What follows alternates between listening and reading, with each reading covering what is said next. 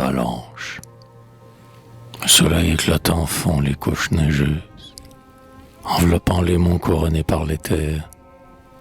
Pas un souffle de vent ne tressaille dans l'air, pas un nuage au ciel ne fait tache. Un silence inexprimable dort sur l'étendue immense. On dirait que la paix des temps originels a toujours habité les glaciers éternels. Dans les plis sinueux et clairs de chaque pente, comme un bois d'argent un ruisselet serpente, et sur les gorges plane une rose vapeur. Mais soudain, au milieu de ce calme trompeur, l'on entend à peine un gazouillis d'eau vive, éclate le sifflet d'une locomotive. Un train de voyageurs s'avance, le voici, qui sort en rugissant de massifs obscurcis par la fumée au flot tourbillonnant qu'exhale le grand monstre de fer.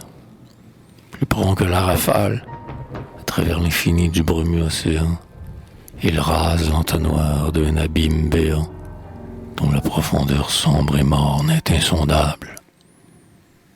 Tout à coup un fracas sinistre et formidable retentit, dominant les mille bruits d'enfer du convoi tortueux sur les longs rails de fer. Horreur! Un lourd fragment d'un glacier géant glisse, et les pesants wagons dans l'affreux précipice croulent, tordus, troués, réduits en mille éclats. 100 malheureux blessés gisent sur le verglas, affolés de douleur, éperdus d'épouvante. Et parmi les lambeaux de chair encore vivante, parmi les haies, les freins, les ressorts, les essieux, des bras désespérés se tendent vers les cieux, des cris et des sanglots dans des râles s'éteignent.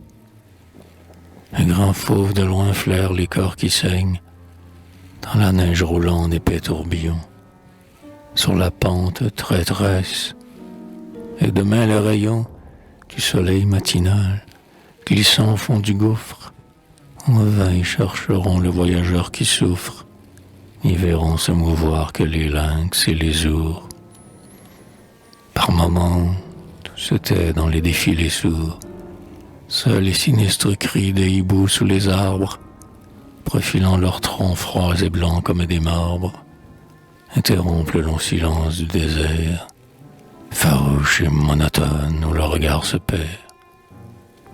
Rien de plus saisissant que ce silence morne, planant comme la mort dans l'espace sans borne, et l'on dirait qu'à l'air même est tout attristé par ce coup si brutal de la fatalité.